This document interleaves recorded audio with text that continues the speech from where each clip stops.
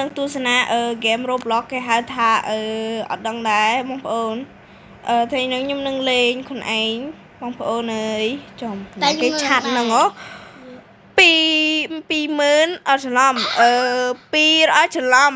255ដកអាម៉េចស៊ីខ្លាអត់ចេះអាននេះខ្ញុំអត់ចេះអានចឹងខ្ញុំអត់ចេះអានចឹងបងប្អូនខ្ញុំអត់ចេះអានចឹងខ្ញុំអត់ចេះអានភាសាអង់គ្លេសតែបងប្អូន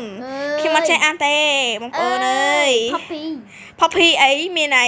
វាអត់មាន Poppy ផងមានតែអាចកោយីចំលូយូម៉ែបងប្អូនអើយយូម៉ែបងប្អូនអេស្ញាតមាត់មើលស៊ីវុយយីអាមីក្បាលឡានខ្ញុំមិនឈ្មោះខ្មាន់ណាទេខ្លួនឯងឈ្មោះខ្មាន់ណាយល់អត់នាងយេ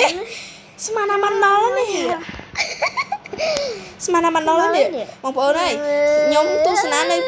ប្រាសាទអស់ច្រឡំខ្ញុំទស្សនានៅ Roblox ពិបាកណាស់បងប្អូននេះយូរ